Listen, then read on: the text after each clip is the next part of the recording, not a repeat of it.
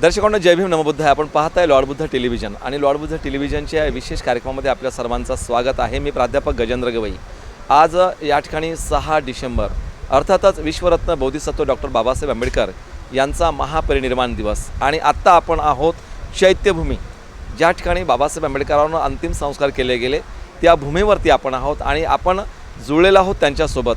Doctor Babasaheb आंबेडकरांचे नातू अर्थातच या ठिकाणी भारतीय बौद्ध महासभेचे कार्याध्यक्ष आणि समता सैनिक दलाचे या ठिकाणी अध्यक्ष आदरणीय भीमरावजी आंबेडकर साहेब आपल्यासोबत जुळलेले आहेत आणि आपण एकंदरीतच जाणून घेतोय त्यांच्या माध्यमातून समाजाला खूप मोठा भविष्यातल्या काळाचा एक संदेश आणि मेसेज. सर, लॉर्ड बुद्ध टेलिव्हिजनमध्ये स्वागत आहे. जय भीम.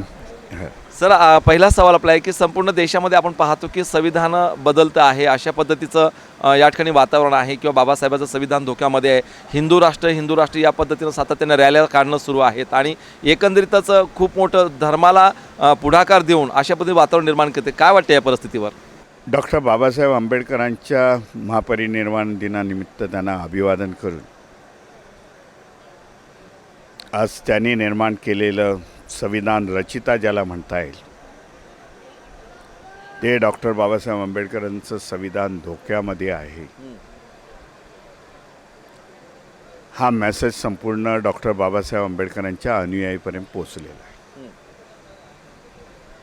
जे जे संविधानाचे लाभार्थी आहेत, ज्यांना त्याची जाण आहे की संविधानाच्या माध्यमातून माझे हक्क, अधिकार आणि माझी ही डेव्हलपमेंट झालेली आहे, हे असे सगळे लोकांना चिंता वाटू लागलेली आहे की माझं जे आम्हाला बाबासाहेबांनी दिलेलं संविधान आहे ते बरोबर त्याचं इम्प्लिमेंटेशन नाही आहे. म्हणून म्हणा कालच्या 25 तारखेला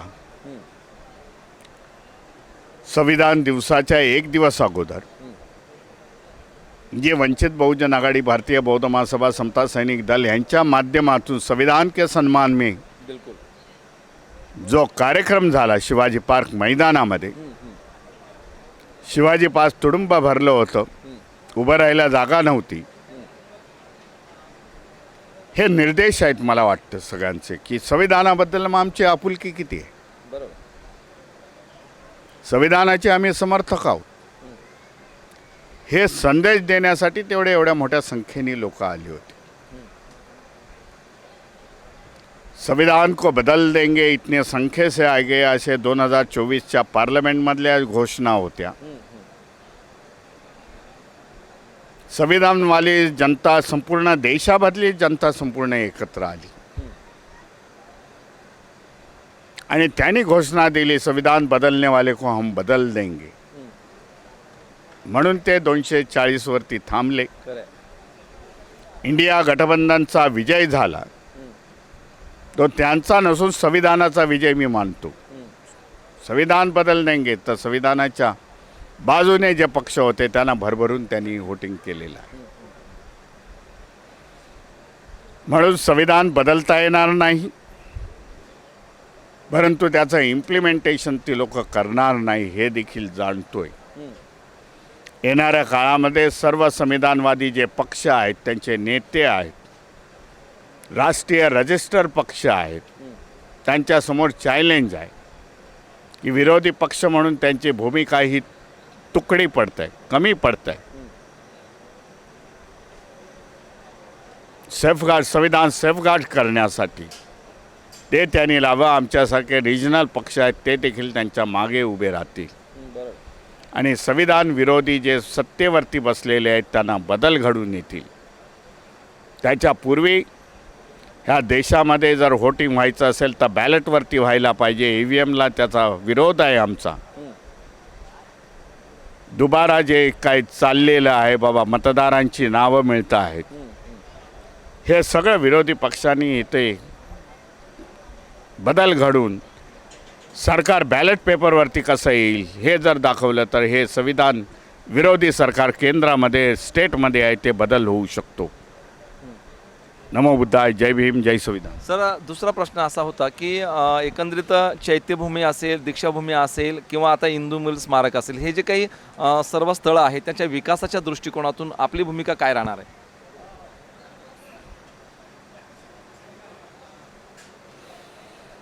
हे बाबासाहेबांचे स्मृतीस्थळ आहेत असं मी समजतो. चैत्यभूमी आहे जी भारतीय बौद्ध महासभेची आहे. दीक्षाभूमी आहे, तेथे दुसरी संघटन आहे. इंदू मिल हे महाराष्ट्र सरकार आणि केंद्र सरकार यांच्या ताब्यामध्ये ते हे राहील. भीमा कोरेगाव आहे, त्याच्याबरोबर येवला भूमी आहे. या ऐतिहासिक भूमी आहे की त्याला बाबासाहेबांचा क्रांतीचा इतिहास जुडलेला आहे. ह्यांचं संवर्धन होणं खूप गरजेचं आहे. हे स्मृतीस्थळं आहेत आपली. ह्याच्यामधून प्रेरणा मिळते, स्मृती मिळते, विचार घडतात, माणूस घडतो यांच्या ह्या स्थळामध्ये जाऊन. ह्यांचं संवर्धन करणं त्या लोकांचं काम आहे. दीक्षाभूमीचं बोलाल तर दीक्षाभूमीमध्ये स्मारक समिती नावाची संस्था आहे. ज्यांचे जे ट्रस्टीज आहेत ते एकदम ऑर्डिनरी टाईपचे ट्रस्टीज आहे की ज्याला समाजामध्ये कोणाचा किंमत देत नाही, कोणी ओळखत नाही. म्हणून असे ट्रस्टी आज मनुवादी संघटनेच्या हाताबरोबर हात घालून तिथे चाललेले आहेत. त्याला मी विरोध केला, कारण ही पवित्र भूमी आहे. धम्माची क्रांती बाबासाहेबांनी दीक्षाभूमीवरून केली. रिवायवल ऑफ द बुद्धिझम या देशामध्ये बाबासाहेबांनी ते केला. ज्याप्रमाणे चैत्यभूमी आहे त्याचप्रमाणे दीक्षाभूमी आहे, ती चांगल्यापैकी राबवावी. परंतु मगाशी म्हटल्याप्रमाणे एक सामान्य प्रकारचे ते ट्रस्टी आहेत आणि मनुवादी संघटनेने त्यांना पूर्णतः घेरलेलं आहे. येणाऱ्या काळामध्ये विशेषतः विदर्भवासियांनी त्याच्या विरुद्ध आवाज उठवायला पाहिजे. अशा लोकांना तिथून आठवून चांगल्यापैकी लोक त्या कमिटीवरती जावं. तशी बघितली तर दीक्षाभूमी ही भारतीय बौद्ध महासभेला मिळालेली आहे. परंतु सरकारचा जो सपोर्ट घेऊन ती लोक आज बसलेले आहेत. आमचा प्रयास राहिलेला आहे की पुन्हा ही दीक्षाभूमी भारतीय बौद्ध महासभेला मिळावी. कारण बाबासाहेबांच्या धम्मक्रांतीच्या नंतर 1960ला ती झालेली आहे. हे जे स्मारक समिती आहे 1980ची आहे. कुठल्याही परिस्थितीमध्ये ती त्यांच्याकडे मालकी जाऊच शकत नाही. परंतु तत्कालीन असलेले एक लीडर रिपब्लिकन पार्टीचे त्यांनी ह्या सगळ्या हेराफेरी केलेल्या आहेत. ज्यामधून संदेश जायला पाहिजे होता तो संदेश आज दीक्षाभूमीवरून जात नाही, ही खंत आम्हाला देखील वाटते. पण येणाऱ्या काळामध्ये आम्ही त्याच्यावरती काहीतरी कायदेशीर उपायाच्या माध्यमातून ते देखील वाचवण्याचा आम्ही प्रयत्न करू. नमो बुद्धाय. जय भीम, जय संविधान. दर्शकांनो, आपण या ठिकाणी पाहत होतात भारतीय बौद्ध महासभेचे कार्याध्यक्ष भीमरावजी आंबेडकर साहेब आपल्यासोबत जुळले होते. आणि खरं तर 69व्या बाबासाहेब आंबेडकरांच्या महापरिनिर्वाण दिवसाच्या निमित्तानं आपण त्यांच्यासोबत हितगुज करत होतो. सर, एक छोटासा प्रश्न जाता आहे की भारतीय बौद्ध महासभा, समता सैनिक दल, एकंदरीतच बाबासाहेब आंबेडकरांनी स्थापित केलेल्या ह्या संघटनांचं सर्व घराघरामध्ये हे सगळं वातावरण त्या ठिकाणी जावं. प्रत्येक संघटनेचे सभासदत्व प्रत्येक कुटुंबातला माणूस या ठिकाणी व्हावा, जेणेकरून प्रत्येक परिवार या ठिकाणी या मातृसंस्थांसोबत जुळेल. भविष्यातली रणनीती कशा पद्धतीची असेल? भारतीय बौद्ध महासभा, समता सैनिक दल आणि रिपब्लिकन ह्या सगळ्या संस्था ह्या डॉक्टर बाबासाहेब आंबेडकरांनी स्थापित केलेल्या आहेत. समाजामध्ये आज ट्रेंड मला दिसतोय, म्हणजे महाराष्ट्र असेल किंवा देशाभरामधले राज्य असतील, ट्रेंड असा आहे की लोकांना पण आता वाटू लागलेलं आहे की बाबासाहेबांनी स्थापन केलेल्या संस्था का चालू नाही. बरोबर. बाबासाहेब संस्थापक फाउंडर आहेत, त्याचे प्रेसिडेंट आहेत. भारतीय बौद्ध महासभेचे प्रेसिडेंट होते. रिपब्लिकनचे आहेत बाबासाहेब. त्यांनी शेड्यूल कास्ट फेडरेशनचे ते संस्थापक अध्यक्ष आहेत. तेच लिगसी त्यांनी रिपब्लिकन पक्षामध्ये आणली. बाबासाहेबांच्या नंतर याची फॉर्म झालेली आहे. परंतु ओपन लेटरच्या माध्यमातून बाबासाहेब रिपब्लिकन पक्षाचे हे संस्थापक मी समजतो. बरोबर. तर ह्या संघटना जोरात चालाव्या, शैक्षणिक संघटना जोरात चालाव्या, अशा प्रकारच्या मानसिकतेमध्ये देशातील आंबेडकर अनुयायी आलेले आहेत. बिलकुल. त्यांनी बघितलं की बाबासाहेबांचं नाव घेऊन मोठे होणारे पक्ष, मोठे होणारे त्यांचे नेते नंतरच्या काळामध्ये धोका देत आहेत, हे त्यांनी जाणलं. म्हणून आत्ताच्या येणाऱ्या काळामध्ये ह्या संस्था जास्तीत जास्त पुढे जातील.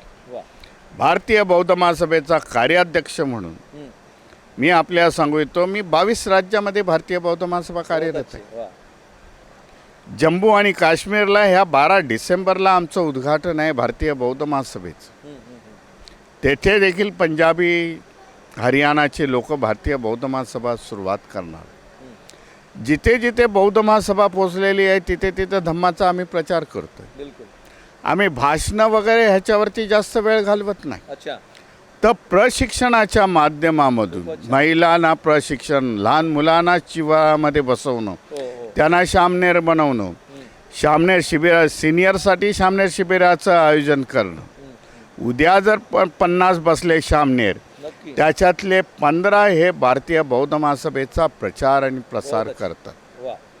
हे जी कल्पना आम्ही मांडलेली आहे, आम्ही सभेवरती जास्त जोरच देत नाही. बाबा शिबिरं किती घेतलीस तू, महिलांची शिबिरं किती घेतलीस, पुरुषांची बाल शामनेर किती बनवले. या प्रयत्नातून आज बौद्ध महासभा वाढते चांगल्यापैकी.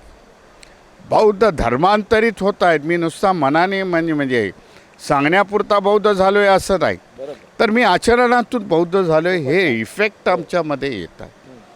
विशेषतः उत्तर भारतामध्ये जेव्हा माझी आई कार्यरत होती, आज त्या 92 वर्षाच्या आहे, तेव्हा तिने जेव्हा मुवमेंट सुरू केली तेव्हा उत्तर भारतातल्या महिला या घोंगटाशिवाय फिरत नव्हत्या. मी बऱ्याच ठिकाणी बोलून टाकवलं, बोलले तुम्हारी माताजी मीराताई जी थी वो हमारे को कंपल्सरी बोलती थी, घूंघट उठाऊं मैं ही बैठी हूँ, मैं ही एड्रेस करूँगी, नहीं तो आपके साथ संवाद नहीं साधूंगी. आज त्या देखील महिला प्रगत होत आहेत. मी सांगितलं हा आदर्श ठेवा उत्तर भारतासाठी. दुसऱ्या समाजाच्या घुंगटमध्ये आहेत तुम्ही. या बाबासाहेबांची फार मोठी अपेक्षा महिलांकडून होती. बाबासाहेब म्हणतायत मी समाजाची प्रगती, महिला किती प्रगत आहेत त्याच्यावरून मी समाजाची प्रगती करतो. हा संदेश आम्ही देण्याचा प्रयत्न केला. येणाऱ्या 2027ला समता सैनिक दलाला 100 वर्ष होत आहेत. आम्ही सगळ्या समता सैनिक दलांची एक बैठक नागपूरमध्ये एकदा घेऊ आणि मोठं संचलन, लाखाभराचं संचलन नागपूरमध्ये घेऊ 2027ला ज्या 100व्या वर्षी, आणि हा संदेश देण्याचा प्रयत्न करू की बाबासाहेबांची समता सैनिक दल, बाबासाहेबांनी स्थापन केलेली भारतीय बौद्ध महासभा, रिपाई ही अधिक जोमाने देशामध्ये कार्यरत झालेली आहे. आणि बाबासाहेबांचं संविधान, बाबासाहेबांचे विचार, वंचितांचे, शेड्यूल कास्टचे, आदिवासींचे, मायनॉरिटीचे हक्क अधिकार जाणण्यासाठी या संस्था आहेत. हा संदेश देण्याचा आम्ही प्रयत्न करू. नमो बुद्धाय, जय भीम, जय संविधान. दर्शकांनो, आपल्यासोबत जुळलेले होते भीमरावजी आंबेडकर साहेब. आणि खरं तर समस्त समाजाला, देशवासियांना एक चांगला संदेश दिलेला आहे. ज्या बाबासाहेबांनी मातृसंस्था या ठिकाणी स्थापन केल्या, त्या संस्थांचा परिघ आता या ठिकाणी देश पातळीवर पोहोचतो आहे.